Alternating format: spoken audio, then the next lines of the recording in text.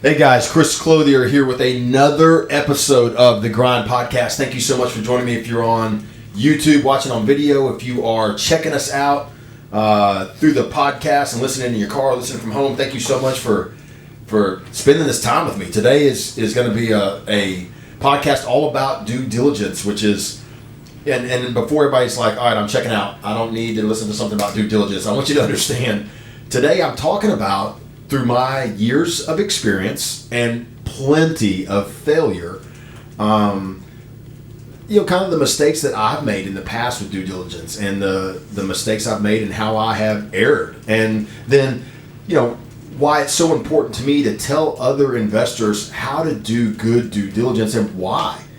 Because, I've been through the errors, I've been through the mistakes, I've owned properties or closed on transactions or gone down rabbit holes that I wish I hadn't. They've cost me, two very, very important assets. One is money. I've wasted a lot of money by failing to do good due diligence.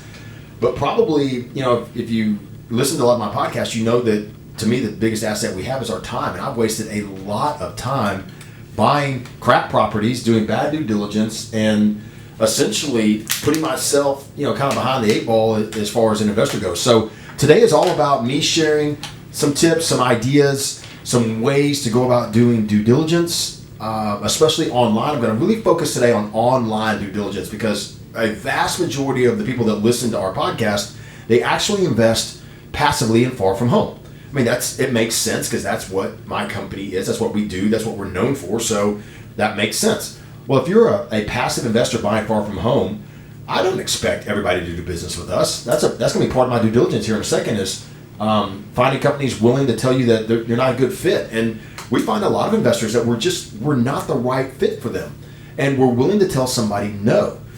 That's a big part of due diligence, and I'll get to it as we're talking here in a few minutes of what you're looking for in a company, and how to get to that level of, am I a good fit? Are they a good fit for me? Am I going to reach the goals I want to reach with this company? So anyway, that's what today's podcast is all about. As we get going, guys, I just want to tell you right off the front end, thank you so much for joining me. Grab pad and pen. If you're driving, just kind of absorb this, listen in, and we'll talk a little bit about how to do good due diligence online.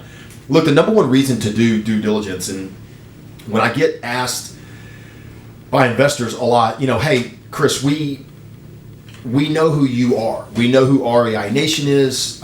We've known the name Memphis Invest, and of course you guys changed your name, and now you're REI Nation. You're a known entity. We know who you guys are. What's the reason for doing due diligence? What due diligence am I going to do on a company that has a really good reputation? And I always tell investors that the purpose of due diligence is that you, as an investor, you take nothing on faith. And we're talking right now very narrow due diligence on the company you're going to do business with. There's multiple layers, and we'll get to that in future podcasts and episodes. Due diligence on houses, due diligence on vendors, due diligence on lenders, due diligence on insurance companies. I mean, all the way down. There's so many steps that, especially as a new investor or as you get into other ways of investing, that you have to know how to do proper due diligence, because this is all about risk mitigation. This is all about lowering the level of risk that you're taking as you get involved, with buying real estate, investing in real estate, whatever it ends up being. This is all about lowering that risk that you take whenever you decide to move forward on a transaction. So, and the first, the biggest risk you take is, who am I going to do business with? That's why I focus here first going into this podcast. Who you do business with, in my opinion, matters more than where you're going to invest. It matters more than which property you end up buying. It has a greater influence on your success over time than any other single factor in this whole process. Who you do business with matters. And I'm not saying that from some standpoint of we're the best and you have to do business with us, because as I just said a second ago, we end up saying no a lot more than we say yes. We assist investors in kind of determining that we're just not a good fit together. We're not the right company for them. They're not the right investor for us. And we try and point investors in the right direction. Go find the company that is going to meet your needs and hit your expectations. We want everybody to have a great experience as investors and to get what they're in it for. That has nothing to do with money. As I said so many times, your expectations, it could be a monetary return, it could be an experience you have, the feeling you have. It doesn't really matter how you define success. What matters is that you do business with a company that's willing to point you away from them if they know you're not going to find success the way you define it with them. So, the company really, really matters. And while I think we are fantastic and I think we are great for our investors, we're not fantastic and great for everyone. There's a lot of investors that just don't value what we do and aren't going to find success with us. So due diligence is all about mitigating your risk, not just the risk that you're not going to make money, but the risk that you're not going to hit your expectations. You're not going to have the experience you expect, and you're not going to enjoy it. You're not going to be fulfilled by the decisions that you made to move forward as an investor. So that's what this is all about. And companies, one of the ways today, I think the stat is like 83% or something like that of all people that make purchases, all consumers out there, they turn to the internet to get started. They will do some form of an online search about a company, and this is across all categories. I think when it comes to real estate investing, that number is probably closer to 100%. I don't have a data point that says that. That's just a feeling from being online and having been doing this for a long time. I think every single investor that decides to buy real estate, they go online first. An online presence is super, super important. Let me tell you just exactly how important it is. This was about a decade ago, so this was 2012 timeframe. It's not like the internet is young at that point, because it's not. But it certainly hadn't matured to the level that it is today. And you're still at a time point where a lot of people they don't have a good presence online. They've got out of the box, spend a couple of bucks and have a website built for yourself type, websites. And I will never forget, they were actually financial advisors that they were going to put money into real estate. They saw real estate as a good investment at the time. It was a family that was doing it. A couple of different generations working together. And, this is a company that they spend their days helping people build and maintain wealth over years. So they came to us and they bought a rather sizable portfolio. I mean, it was a big investment that they made, a lot of properties in a relatively short period of time. And they came in and they met with us in our offices, and it was so telling. They came, they met with us before they closed. We spent a lot of time together, but one of them made a comment to me. He said, the reason we chose your company is we went online, and it didn't matter where we looked. It didn't matter what we were looking for. It didn't matter necessarily the search terms. You guys were everywhere. You had books. You had blog articles, you had white papers, you had videos, you had multiple pages from your website showed up under different pieces and different searches that we had on the internet. They were like, we kept looking for someone else to compare you with, but we couldn't find them. And when we did find them, they were on page 2 or page 3. You guys had 13 pages. The guy, he pulls it out of his briefcase and shows me, he says, we printed off the search returns. He's like, there's 13 pages of returns on, I believe at the time it was Memphis real estate investing is what he's looking up. He said, here you are. And he said, in this, there's somebody that actually owns that domain, but they're like the 7th hit down because you guys are so dominant in this space. You have put so much time and effort into educating investors and having this online presence that mattered. And so that told us pretty early on that a sophisticated investor that is going to spend time to do their research, this is what they're looking for. They're not just looking for somebody that has an online presence. They're looking for what is that online presence. And so for you as an investor, it doesn't, when I say sophisticated, don't hear anything I'm not saying. Sophisticated just means that I understand I'm not going to go buy something day one, first phone call, just because I'm going to rush to get started. I'm going to take my time. Sophistication, obviously, or not obviously, but sometimes sophistication means that I'm willing to be patient before I move forward. And so as you are doing due diligence and you're looking at, do I do business with a company or not? What is their online presence? What does it look like? And that can be really good or really bad. It can be both. What I mean by that is really bad online presence might be that, man, I can't find them. Or when I do find them, it's, they've got a 5-page website, which is fine. That may be all they can do, but it's really poorly worded. It's written in, first grade English. It's got errors on there. It's got grammar errors. They've got punctuation errors. They've got videos on here that don't have titles on them, whatever it might be, or there's no videos. It could be any number of things that says this just isn't very good. Like this online presence, if they have it, it's just not very good. It's not grown out. It's not, they haven't spent any time thinking about the way they're going to present themselves to a potential buyer. And then on the other side, I guess it is possible. I think it's possible to have a presence that's almost like too good, like too slick. I really look at this when it comes to video.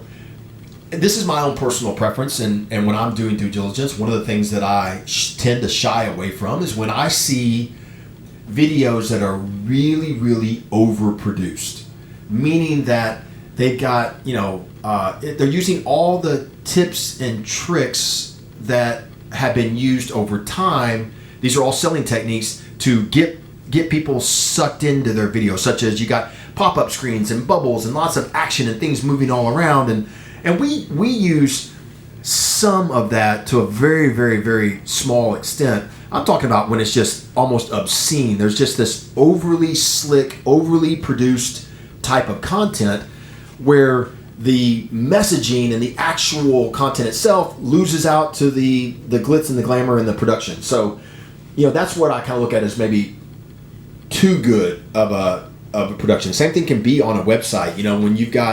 When you've got a website that is just overly busy, not necessarily telling you anything, but doing a whole lot of stuff. For me, is that a major red flag? Nah, but that's something that I'm kind of looking out for. Like, what are they selling me? Are they selling me or they want me to see the glitz and the glamour? Or they want me to see how good that they really are. That's something that I pay attention to. When I go into a website, what I want to know, and these are all red flags if I can't find this, I want to know who owns the company.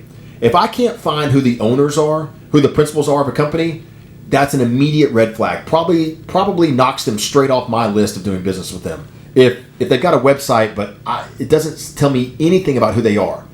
If it says something to the effect of, we have over 100 years of experience in the real estate business, but it's, we, and there's no names associated with it. There's no faces associated with it. It's just our team, us, we, that kind of stuff. And there's no real depth to what they're telling you. That's a red flag to the point where I'm almost, not even willing to move forward. Who are the people that work there? What's the process? Is it a straight out of the box website? With the very standard 5-page website that again, doesn't tell you much, but it says here, register for more information? Or is it, there's some depth again to the website. There's some meat on the bone. There's more to the story. There's who they are, how they got started, what they do, what makes them unique amongst other people. That's what I'm looking for. If I can't find that, these are big red flags to me. And it's red flags for multiple reasons. It could be that they haven't been in business very long. So that's a red flag. They don't have experience. It could be that they just don't have the money to do this. That's a red flag. A company that doesn't have funding behind it to be able to build a web presence is a company that may not have funding behind it to stand behind any promise they make to me. The same thing goes with they just don't care. They don't think that being online is really all that important. Well, if it's not important to them to find you, it's probably not important to find residents or to find vendors. Probably not somebody that's planning to be around for a long time. Failure to make a plan to be in existence a decade from now is a plan to fail before you get to a decade. I don't have time for that. If you can find who the owners of a company are there other resources out there that tell you who they are, such as LinkedIn? Do they have a LinkedIn presence? Do they have, have they been on other podcasts where you can go and find other people who have verified that, hey, they have experience, there's somebody worth listening to?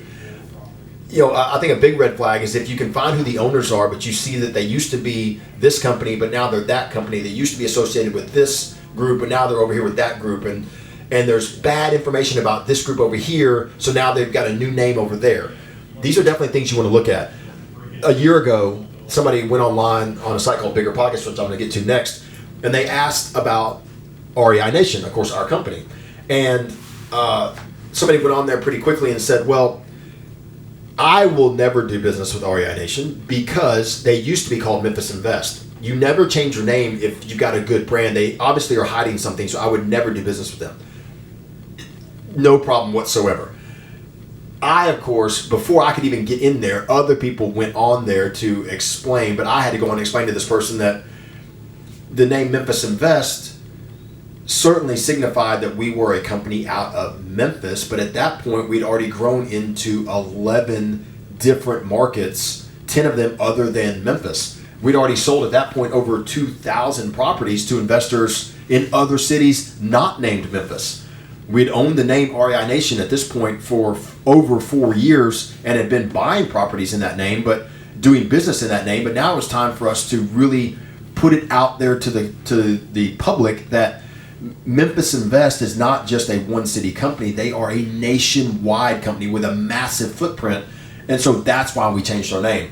And of course, that guy, I believe, if I'm thinking back correctly, he came back on and said, makes perfect sense. My bad. I just raises my red flags when I see companies change their names.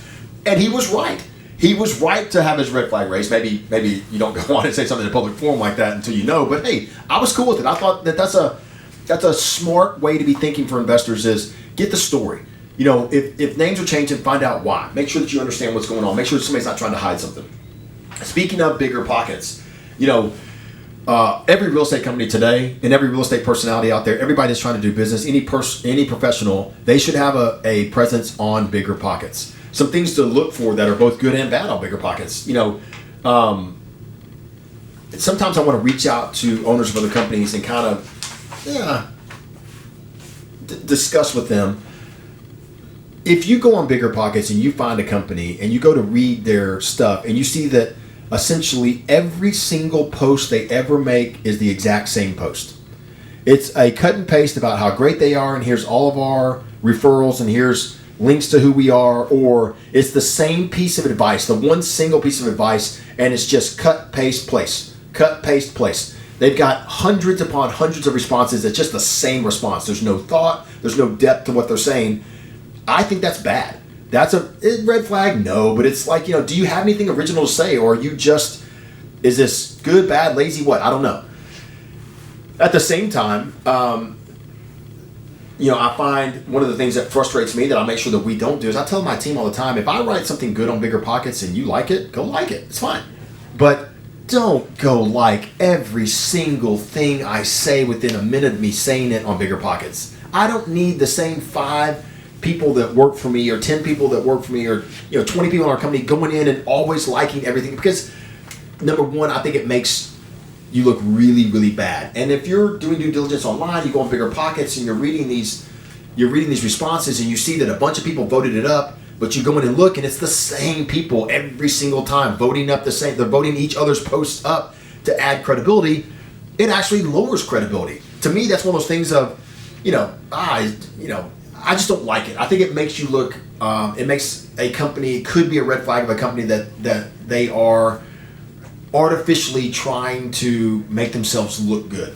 So watch that as a investor when you're on Bigger Pockets. Who likes it? Who doesn't like it? What are they saying? Do they have original thought or not? I think it's big. How about referrals and reviews? These are 2 big ones. Reviews. Are there positive reviews you can find online about a company? That would be good. But are there negative reviews? Because that would be real. So if all you can find is all positives, that's an issue. And if all you find are all negatives, well, that's an issue too. But there should be some mix. It's impossible to make everybody happy all the time. The next thing you're looking for in those reviews, though, is do they respond? Do they take the time to actually respond to both the good and the bad? Maybe not every single one, but are they responding? Are they responsive? Are they aware of what their online presence and what they look like online? That should be important to you as an investor. And a red flag if they don't. The same thing with referrals. Do they have them? It's awesome if they have them, But is every referral like the same one? Is it just, again, cookie cutter, cut and paste? They're a great company. Do business with them. Give them all your money. They're amazing. I mean, there's some of those kinds of referrals that are out there. Or is it, hey, look, and this is, let me tell you, the best referral I've ever received was a guy who said, I had a problem, but I refer them because of how they handled the problem. Everybody looks great when things are going good. Who looks great when things don't go good? Who looks great when things aren't exactly as I expected them to go? That's a great referral. And they do exist with lots of companies out there. That's what you want to read. That's what you're looking for. Can you talk to them? Is it difficult? Do they say, nah, we don't want you to talk to our referrals because, they're busy people? And some companies will have a policy. I know that we have a policy. I'm not just running around out there saying, here, go call all my clients all the time. There has to be you have to be a legitimate prospective investor. You have to have taken the time to show us that you're really, truly interested in moving forward. And then we're happy to let you talk to referrals. There's nothing wrong with that. And then we come back to some other, what I consider to be basics. Does a company answer the phone? Do they reply to emails? Do they have a clear and concise way that you can do business with them? Such as maybe you fill out a form online, but you get responses and you get into a funnel where they are communicating and connecting with you. Have they taken the time to really lay out, this is how we do business together? If you can't ascertain that, if you're struggling like, man, they won't return my call, or it's really tough to get a hold of them, or I can't even find out what they do, I mean, that should be enough to tell you this is not a company I want to do business with. The best of the best, and there's more companies than just us. There's absolutely more companies than just REI Nation out there, turnkey side, that are really good. And you can find good due diligence on them online. But you just have to spend time doing it, if that makes sense. And you find that they do the basics really, really well. And the last one, and this is what I mentioned just a second ago, are they willing to tell you no? There's nothing better than a company that says, you can't get started with me immediately. Like, we must spend time together. I got to make sure that you're a good fit for me. I got to make sure I'm a good fit for you. You may not even like us after we have a couple of conversations, say, man, this company's not for me. And anybody that is like, no, let's get started. In fact, let me get you into a house immediately. Let me show you some houses today. You go pick the one you want. All you got to do is put a deposit down. It's yours. Let's get going. Come on, here we go. That's, for some people, that may be okay. For me, that's never okay. That's a massive red flag. I want to do business with somebody that actually says I'm like gold. Not me as an investor, but them. Somebody that's willing to say, it is a privilege to do business with us, and it's a privilege for us to do business with you. And so we must treat that way. We must take time to get to know one another. I need to know that we're going to be able to meet your expectations, and you need to know that I'm the right company for you. That's the kind of company you're looking for.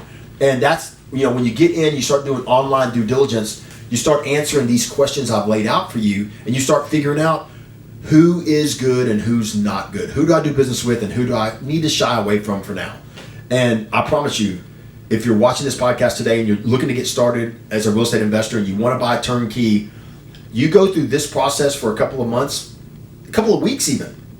It depends on how much time you want to put into it each day.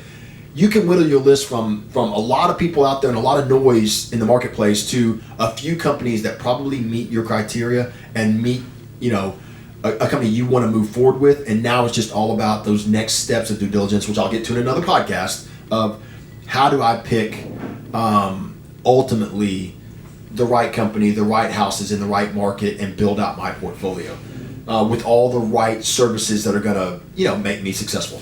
Anyway, guys, that was a little longer podcast than I was expecting today. 24 minutes. If you stayed with me, thank you so much. I'm sorry that I went over a little longer than normal, but I really appreciate you hanging out with me and taking some notes with us today. Until we get a chance to meet again and get together for another podcast, another episode of the Grind Podcast, I want everybody out there to commit to the grind, and we'll talk to you soon. See ya.